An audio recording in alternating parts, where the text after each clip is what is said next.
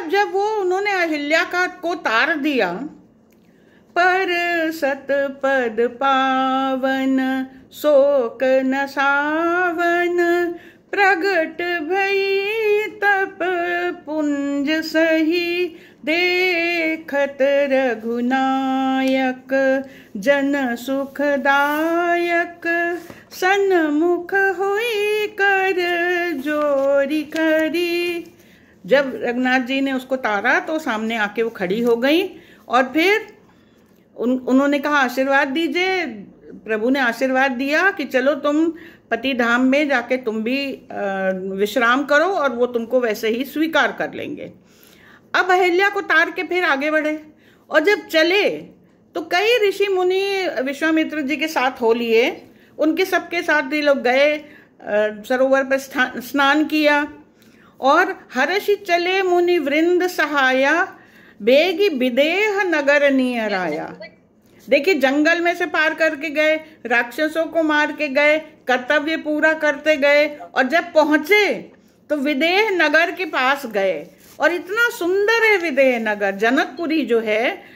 परम रम्य राम जब देखी, हर्षे अनुज समेत विसेखी। इतने खुश हुए, इतना सुंदर है। सुमन वाटिका बाग बन, विपुल विहंग निवास। विपुल विहंग, ढेर सारे पक्षी वहां पे हैं, बोल रहे हैं। जब देखिए प्रकृति शुद्ध होती है तो पशु पक्षी, नदी, झरने, पल्लव, फल सब नए नए उग जाते हैं। बड़ा खूबसूरत रम्य स्थान होता है, सुंदर। विश्वामित्र मित्र महामुनि ज्ञानी। और जब विश्वामित्र आए तो मिथिलापति समाचार पाए। जब मिथिलापति को पता चला कि अरे हमारे नगर के करीब तो विश्वामित्र आ रहे हैं, तो वो उनसे मिलने गए। विश्वामित्र जी वहीं नगर के पास एक आम्र वाटिका थी, उसमें वो ठहरे हुए थे।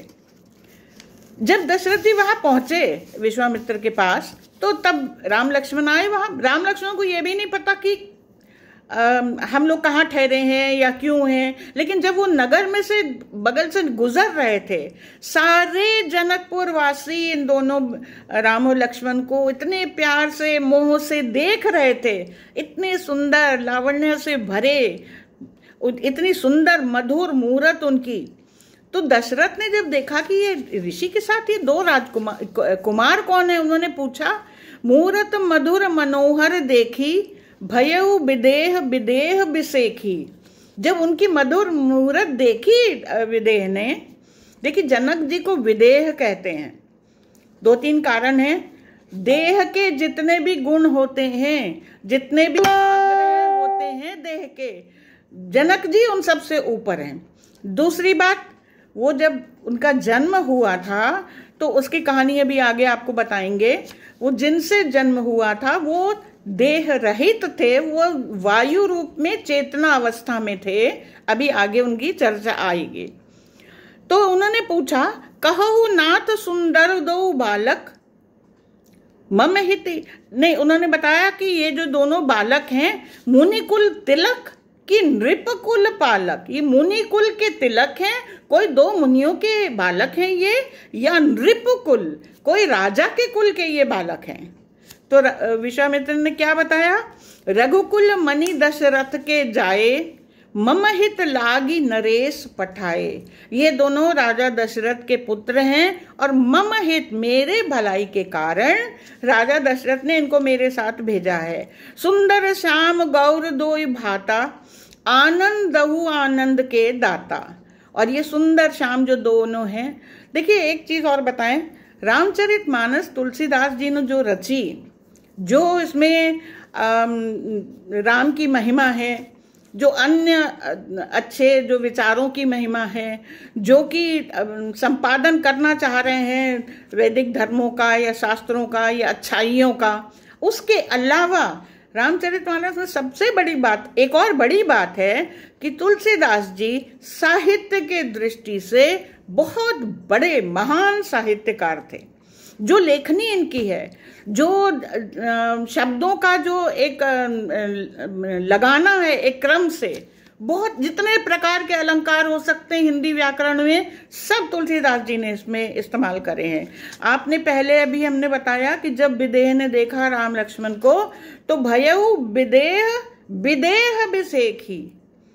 देखिए एक ही शब्द का 2 बार प्रयोग किया। विदेह, जनक जी जो हैं वो विदेह हो गए, माने वो खुद जनक जी जो विदेह स्वयं हैं वो इन दोनों बालकों को देख के बिल्कुल ही अपना आपा भूल गए और एक दूसरी दुनिया में पहुंच गए। ऐसे ही इन्होंने जब देखा तो क्या कहा, उनका वर्णन करते हुए ऋषि ने बताया ये कौन है, आनंदऊ के आनंद दाता।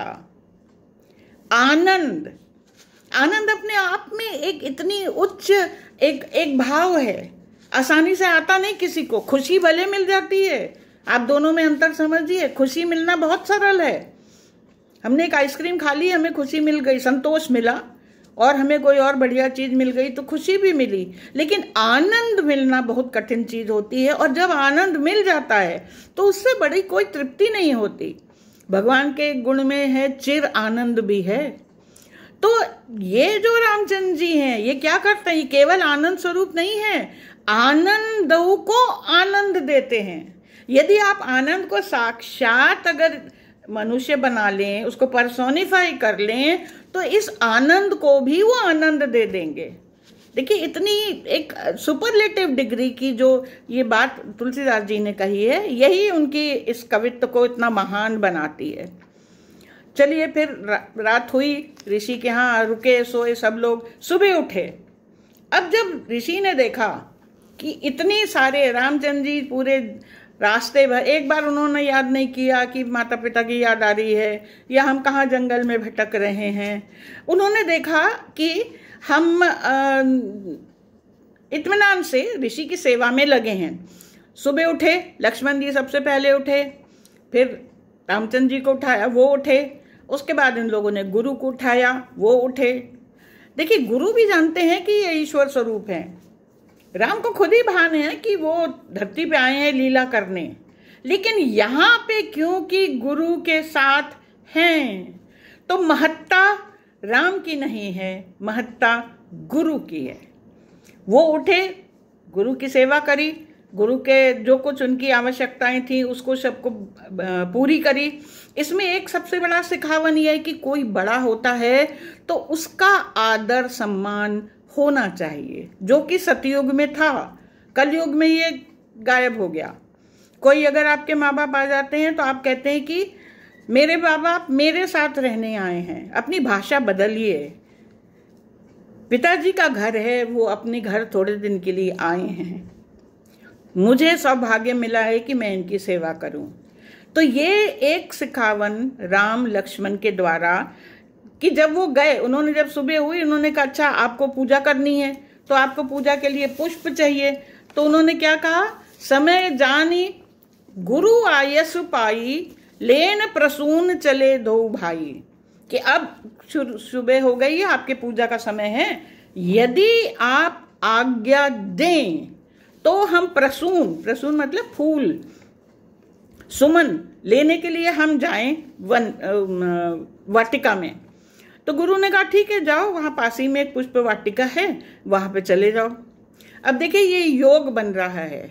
हम आपको ये इतनी पहले की कहानी क्यों सुनाई कि किसी भी लक्ष्य को पूरा करने के लिए जो एक निर्धारित चीज है, जो जगह है, जो रास्ता है, जो एक विवेक से एक काम करते हैं लोग, उसका, ये समाज की कोई रीति है, कोई प्रथा है, कोई भी चीज है जो आपको पालन करनी है, उसको सबको करिए, तब अपनी जगह जहां आपको जाना है तभी आप पहुंच सकते हैं।